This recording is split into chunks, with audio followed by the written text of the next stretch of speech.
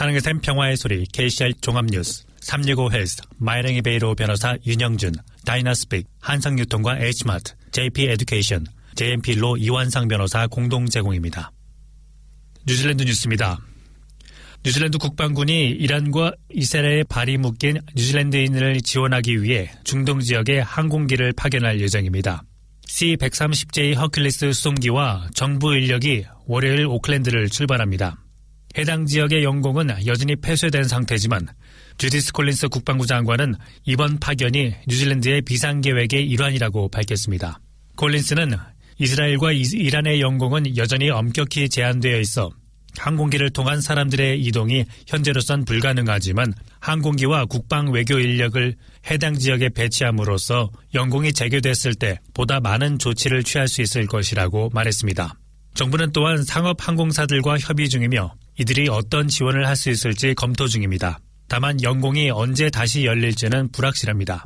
윈스턴 피터스 외교부 장관은 뉴질랜드인들은 안전한 경로를 찾을 수 있다면 가능한 모든 방법을 동원해 지금이라도 떠나야 한다고 말했습니다.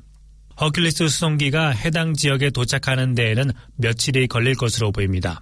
이란과 이스라엘에 있는 뉴질랜드인들 중 긴급 영사 지원이 필요한 경우 외교부 긴급 영사 콜센터 6499-202020으로 연락해야 합니다. 피터스 외교부 장관은 미국의 이란 공습과 관련해 뉴질랜드 정부는 입장을 정하기 전에 사실관계를 먼저 파악할 것이라고 밝혔습니다. 미국은 주말 동안 이란의 핵시설 3곳을 공습했으며 도널드 트럼프 대통령은 이란의 주요 핵 농축 시설이 완전히 철저히 파괴됐다고 주장했습니다. 트럼프 대통령은 이란이 이제 평화를 선택해야 한다며 그렇지 않으면 추가 공격이 있을 것이라고 경고했습니다. 이에 대해 이란은 미국이 위험한 전쟁을 시작했으며 유엔 헌장과 국제법을 위반했다고 비난했습니다. 하지만 공습 직후인 일요일 오후 윈스턴 피터스 외교부 장관은 뉴질랜드 정부는 먼저 사실관계를 파악한 뒤 입장을 밝힐 것이라고 말했습니다. 피터스 장관은 이번 위기를 매우 우려스럽다고 표현하며 뉴질랜드는 계속해서 외교적 해결과 대화를 촉구할 것이라고 밝혔습니다. 노동당 국방대변인 페니 헤나레는 피터스 장관의 대화 재개 촉구에 동의하면서도 미국이 국제법을 위반했음을 정부가 인정해야 한다며 처음부터 좀 더 강경한 입장을 취했어야 한다고 말했습니다. 한편 호주 정부는 이번 공습과 관련해 이미 공식 입장을 밝혔습니다. 호주는 이란 핵 및 탄도미사일 프로그램이 국제평화와 안보에 위협이 되어 왔다면서 미국 대통령의 이제는 평화의 시기라는 발언을 주목한다며 해당 지역의 안보 상황은 매우 불안정하며 우리는 지속적으로 긴장 완화, 대화, 외교적 해결을 촉구한다고 발표했습니다. 자신감이 생기는 영어 공부, 무료로 영어를 배워보세요. 다이나스픽, 한국어 문의는 027-225-1239로 하시면 됩니다. 감사합니다.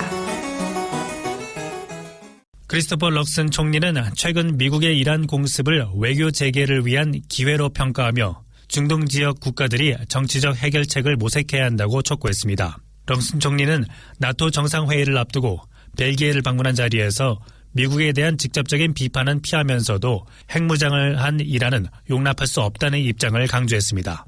유럽연합 우르즐라 폰 데어 라이단 위원장을 비롯한 국제사회도 외교적 해결을 촉구하며 지금이야말로 이란이 진정성 있는 협상에 나설 때라고 강조했습니다.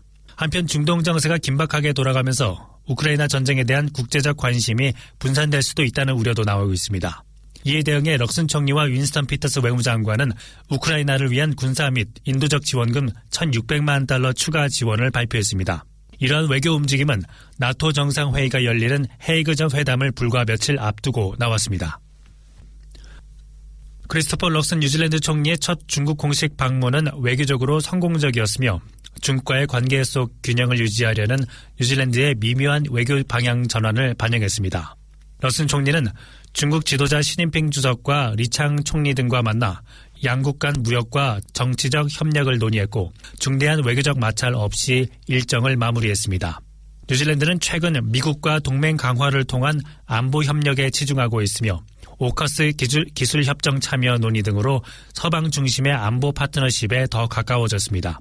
이는 중국을 안보 위협으로 보는 입장을 명확히 하면서도 경제적으로는 여전히 중요한 파트너로 간주하는 양면적 입장입니다. 수출업체들은 중국과의 무역이 위태로울 수 있다는 우려를 내비쳤지만 럭슨 총리는 기업들이 오히려 시장 점유율 확대 전략에 집중하고 있다고 전했습니다. 시진핑 주석은 럭슨의 태도를 긍정적으로 평가하며 양국 간 오랜 협력 관계를 강조했습니다. 회담은 공개 발언은 줄었지만 존중과 신중함 속에 이뤄졌고 상호 경계 속에서도 관계 인정 유지에 대한 의지가 확인됐습니다. 중국은 뉴질랜드의 실용적 외교 노선을 인정하며 균형 외교를 긍정적으로 평가했습니다. 양국은 지속적인 대화를 통해 경제 및 안보 분야에서 협력을 이어가겠다는 의지를 확인했습니다. 중동 지역에서의 갈등이 격화되면서 뉴질랜드 경제에 심각한 위협이 될 수 있다는 전문가들의 경고가 나왔습니다. 휘발유 가격과 물가 상승, 그리고 키위세이버 잔고에도 직접적인 영향을 미칠 수 있다는 분석입니다. 최근 미국의 공습으로 긴장이 고조된 가운데 전문가들은 이란이 호르무즈 해협을 포함한 주요 해상로를 겨냥해 보복에 나설 경우 국제 유가가 급등할 수 있다고 전망했습니다. 인포매트릭스의 브래드 올슨 최고 경영자는 시장이 이란의 대응을 예의주시하고 있으며 갈등이 확산될 경우 원자재 가격 상승과 금융시장 불안으로 이어질 수 있다고 밝혔습니다. 키위세이버 운용사 심플리시티의 수석 이코노미스트 샤무빌 이학범은 현대 경제는 과거보다 석유 의존도가 낮지만 불확실성은 여전히 금융시장 전반에 충격을 줄 수 있다며 환율 변동성과 수입 물가 상승 가능성을 지적했습니다. 코우라 키위세이버의 루퍼드 칼리온 대표는 지속적인 유가 충격이 인플레이션을 자극하고 기준금리 인하를 지연시킬 수 있다고 경고했습니다. 준비은행 역시 향후 정세를 면밀히 주시할 것으로 보이며 시장은 실제 전쟁보다 전쟁 가능성 자체에 더 민감하게 반응할 것이라는 분석입니다. 지금까지 전해드린 뉴질랜드 뉴스는 원뉴스, RNZ, 스터프, 인터넷.co.nz에서 간추렸습니다. 오늘의 환율 정보입니다.